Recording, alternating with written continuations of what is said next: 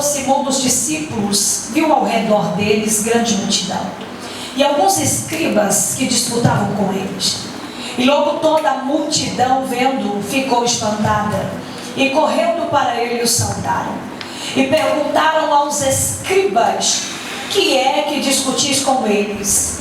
E um da multidão respondendo disse: mestre, trouxe-te o meu filho que tem o espírito mudo, e este onde quer que o apanha, despedaça, e ele espuma e range os dentes, e vai se secando. E eu disse aos teus discípulos que o expulsassem e não puderam. E ele respondendo disse: ó geração incrédula, até quando estarei convosco?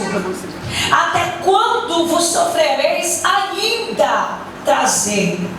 Trouxeram-lhe, e quando ele o viu, logo o espírito agitou com violência, e caindo endemoniado por terra, revolvia-se espumando.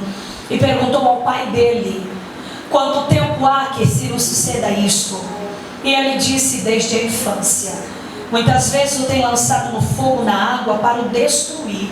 Mas se tu podes fazer alguma coisa, tem compaixão de nós e ajuda-nos. E Jesus disse: se tu podes crer, aleluia, tudo é possível. Aleluia. Glória a Deus. Verso 23, mais uma vez. Quem está dizendo não é homem, é Jesus. Glória a Deus. E Jesus disse: se tu podes crer, tudo é possível. Aleluia. O pai do menino, clamando com lágrimas, disse: eu creio, Senhor, ajuda minha incredulidade. Amém. Você pode se sentar, toma o assento, glorificamos Jesus. Aleluia, Jesus. Glória a Deus. Glória a Deus. Queridos irmãos, hoje nós estamos aqui em um culto da família. Eu estou muito feliz de estar neste lugar, conhecendo mais um rebanho de Cristo. Ontem eu estive com o pastor Alex pela manhã, e chegou no finalzinho, eu agradeci a ele, e eu trago o abraço do pastor Alex. Ele disse que não pôde estar, né? Muito complicada a agenda dele, pior que a minha. Digo para ele: pastor, é complicado. Ele disse: vai e dê lugar. Eu disse: é uma ordem. Evangelho de Jesus, segundo escreve Marcos no capítulo 9, se você olha para o texto a partir do verso de número 14, Mateus, o evangelista, também escreve o mesmo texto. Mas eu vou me ater ao que Marcos diz, porque Marcos traz detalhes que Mateus não traz. E algo que eu acho muito curioso dentro dos evangelhos é porque quando eu olho para Marcos, eu vou compreender que Marcos ele escreve um menor número de capítulos do que Mateus, do que Lucas. Marcos escreve apenas 16 capítulos. E quando eu olho para isso, tem muita gente que olha e pensa: se ele escreve menos, é porque não tinha tanto conteúdo assim para dizer. Eu já olho por um outro lado da ótica. Eu vejo Marcos como alguém tão terrível que ele consegue enxugar, porque João no seu evangelho diz que nem uma Bíblia inteira poderia resumir tudo que Jesus fez. Foram 3 anos e meio do ministério de Cristo, onde ele não só cura deficiências físicas, ele não só liberta, mas ele trabalha de uma maneira terrível. 3 anos e meio Jesus veio para cumprir 3 grandes desafios. Ele veio para vencer a lei, ele veio para vencer a morte, ele veio para vencer o pecado. E todos os evangelistas escrevem que ele venceu. E eu, como igreja, glorifico, porque eu entendo, se eu sou filha cordeira e ele venceu, automaticamente com o meu posicionamento nós também vamos vencer. Só que Marcos, quando descreve este capítulo de número 9, verso 14 a seguir, ele vai nos trazer um fato curioso. O que está acontecendo dentro do capítulo de número 9? Capítulo 9, verso 1, Jesus começa uma conversa com os 12 homens que ele escolhe para andar com ele durante o período de ministério de 3 anos e meio. Ele convoca, ele conversa, ele explica. Mas no capítulo 9, Jesus percebe que o tempo do fim está se aproximando. Então ele começa uma conversa meio para o contexto da história. Ele começa no capítulo 9, verso 1, dizendo: nem todo mundo passará pela morte. Ele está dizendo acerca da morte dos crentes. Ele está dizendo acerca da morte dos homens. Os discípulos não conseguem entender muito bem porque Jesus está entrando neste assunto. Só que é somente um versículo que Jesus vai dizer acerca disso. O versículo 2 começa dizendo: 6 dias depois. 6 dias depois em que Jesus havia conversado com aqueles discípulos, ele resolve agora levar alguns discípulos em particular para um outro ambiente. Porque que Jesus percebe que quando ele começa a falar acerca da morte, eles não entendem. Então ele vai dar uma pausa para que eles pudessem entender que o propósito de Jesus ia muito além. Então Jesus percebe dentro dos 12 pastores que não é todo mundo que tem estrutura para um nível espiritual maior. Então no versículo de número 2, passaram-se 6 dias acerca dessa questão. Então ele vai chamar 3 homens.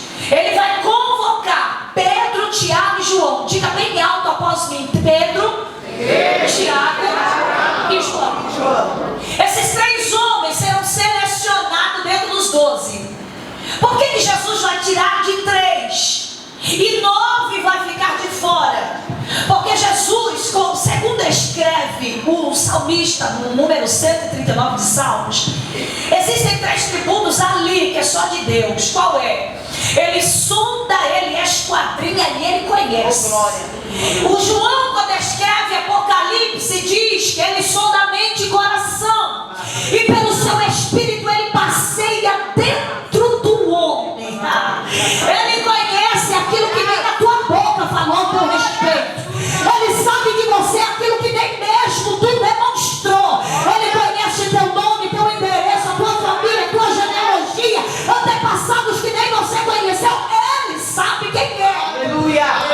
Então ele vai olhar para dentro de 3 e ele vai identificar dentro desses homens uma estrutura que 9 não tem. Porque o nível do capítulo 9 vai sair do que tange a terra. Eles vão viver o que nunca viveram antes, dentro de quase 3 anos. Jesus leva eles para o monte. E segundo alguns estudiosos, este monte, existe um debate muito grande acerca deste monte, mas alguns dizem que era o monte de Tabor, aquele vencido lá no capítulo 5 de Juízes, onde Débora está cantando cântico. Foi lá no monte de Tabor, no capítulo 4, que eles venceram Císera e todo o seu exército. É neste mesmo monte que Jesus vai subir com esses 3. Qual é o propósito? Fazer vermos o que nunca viram, mas no campo espiritual. Eles sobem no monte, pastor Gilberto, e quando eles chegam ali, o que está acontecendo? Eles pisam no ambiente, Jesus está sendo transfigurado. A face de Cristo, ela está resplandecendo como o sol do meio-dia. Naquele mesmo instante, o segundo fenômeno acontece. De repente eles veem a chegada dentro do mesmo espaço de ambiente, Elias e Moisés. Daqui a pouco um terceiro fenômeno acontece. Olha só, é Marcos que diz que somente em Marcos 2 aproximadamente, se não me falha a memória, é o único momento em que o Pai vai liberar a voz após o seu batismo, e o Pai vai confirmar o ministério de Jesus dizendo: este é o meu filho amado a quem eu tenho me comprazido. Só que é no capítulo 9 que pela segunda vez o Pai libera a voz. Então, a primeira coisa, eles vão ver Jesus transfigurado. A face do mestre resplandece como o sol do meio-dia. A segunda coisa, eles vão ver Elias, vão ver Moisés. E a terceira coisa que vai acontecer no alto daquele monte, o Pai vai liberar a voz, uma voz audível, dizendo: este é o meu filho amado. Aleluia. Aqueles discípulos estão tão atônitos. O ambiente já não é mais o mesmo. Por quê? Porque o ambiente já tem cheiro de glória. É na face do Cristo que resplandece a glória. A sua face resplandece, porque o Salmo 24 diz que é Ele, o Rei da glória. A sua face resplandece de repente. Aleluia. Tem um Pedro no meio deles. Já foi dito aqui, eu gosto de falar de Pedro. Pedro é aquele que é impulsionado pelas situações. Mas quando eu olho no capítulo de número 4, olho que tem um Pedro que ensina uma igreja que está desapercebida. No meio do caminho, Pedro olha para tudo e diz: Jesus, o que está acontecendo? Só que eu só sei te dizer que o que acontece aqui é coisa boa. Então fica tranquilo, porque eu irei descer. Eu vou preparar 3 cabanas. Olha para cá. Tem um Pedro que não é fazedor de tendas, ele era pescador. Só que tem alguém se dispondo a fazer o que nunca fez, só para estar na presença dele. Você pode levantar a mão e glorificar a Jesus? Eu disse que tem alguém que não tem experiência, mas está entregando aquilo que nem tem, para ficar perto dele. Não, Pedro não é fazedor de tendas. Isso é para Paulo, isso é para outros. Pedro sempre teve experiência com ele. Só que neste dia tem alguém se dispondo a fazer o que nunca fez, só para ficar no ambiente de glória. Porque o ambiente de glória renova, o ambiente de glória traz paz, porque o ambiente de glória levanta o caído, porque o ambiente de glória dá força para o fraco, porque o ambiente de glória dá ânimo para quem não tem porquê. Porque até o salmista diz que a tristeza no ambiente de glória, ela salta de alegria. Deixa eu olhar para a tua alma, você está no ambiente de glória, você veio para o ambiente de glória. Então levanta a mão e dá glória ao Rei da Glória. Levanta a mão e adora aquele que é digno de glória. Aleluia! O ambiente não é o mesmo, por quê? Porque o ambiente subiu de nível. Glórias a Deus. O nível não é o mesmo. Tem glória no recinto. Coisa boa é quando tem alguém que se dispõe a Jesus. Tem um Pedro que não sabe, mas ele está se colocando à disposição para Deus. Não, Pedro não é crente limitado, só faço se alguém mandar. Você está vendo qual no chão, não tinha porquê. Pedro me ensina que não é sobre ter capacidade, ter nome, ter status, ter eloquência, porque não vale ter e não ser. O que é que eu preciso ser? Ser crente, ser separado, ser alguém que quer estar na presença dele. Olha para alguém e diz: qual a diferença de ter e não ser? Olha para alguém e diz: qual é a diferença? Porque tem muitos que têm só quer mostrar, mas quem é de verdade está querendo glória. Você pode levantar e adorar Jesus, porque está pregando para gente que é, não quem tem. E quem é servo, quem é filho, quem é do ambiente do céu, reage como o ambiente do céu.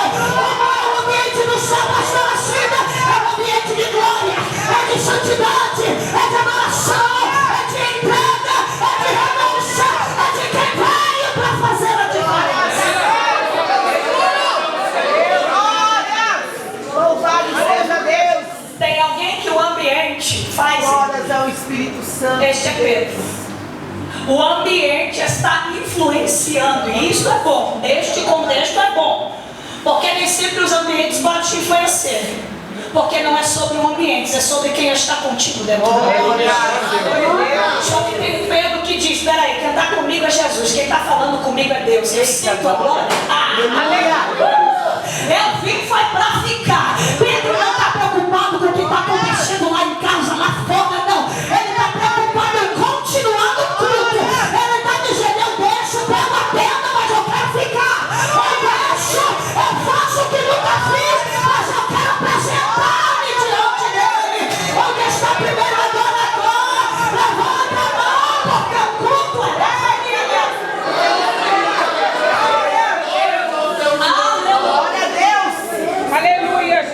Se disponha um pouco mais. Aleluia. Se entregue um pouco mais. Aleluia, Jesus. Faça um pouco mais. Porque eu estou certa de uma coisa: o céu é assim, quanto mais eu quero, mais eu quero.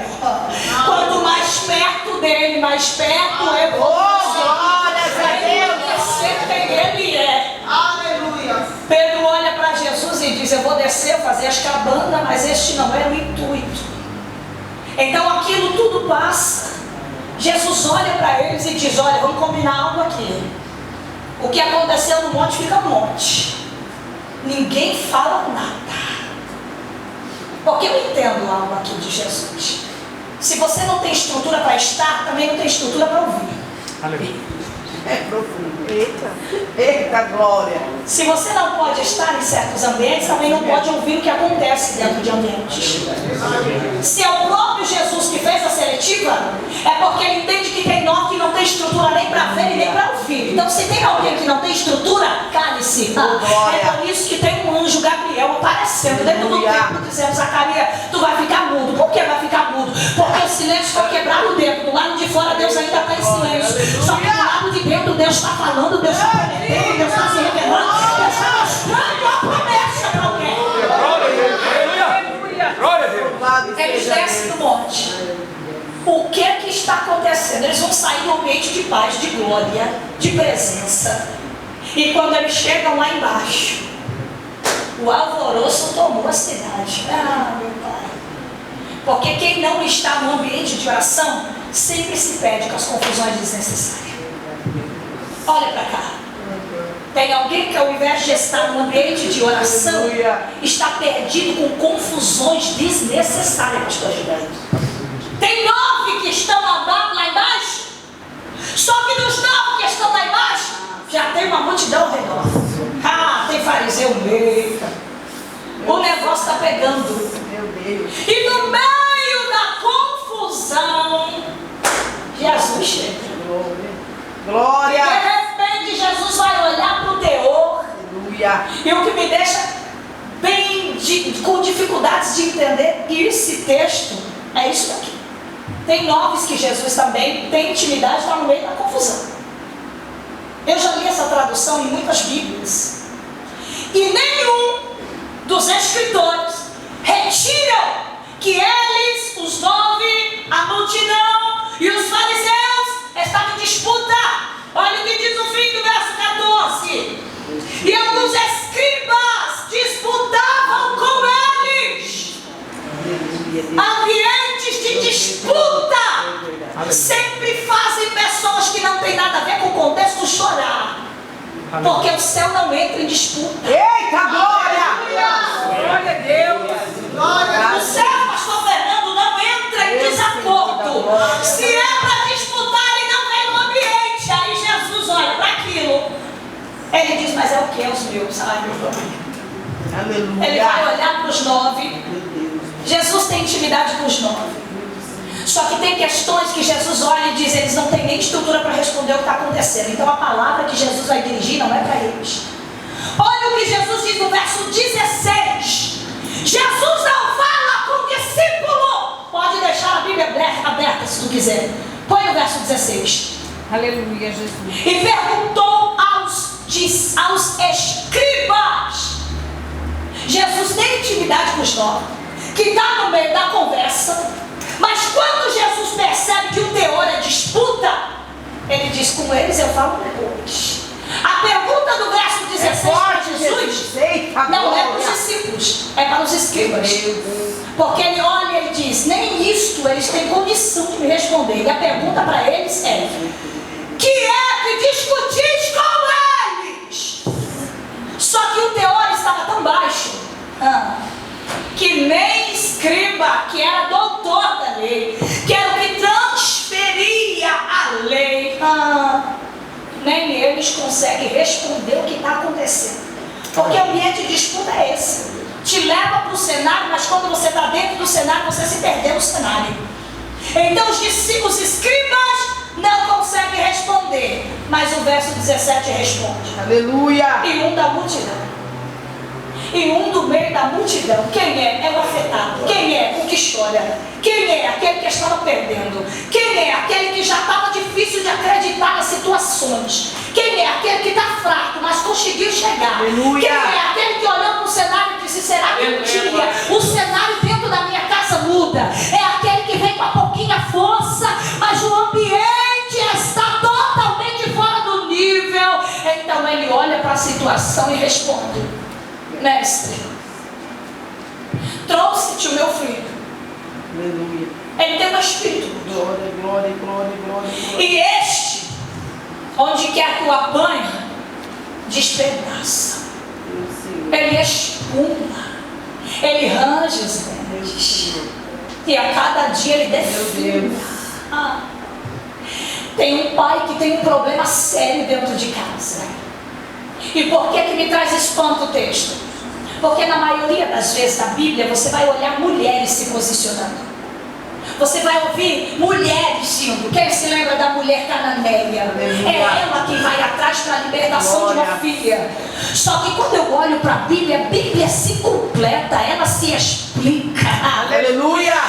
Tendo homem ou mulher, sendo o pai, sendo a mãe,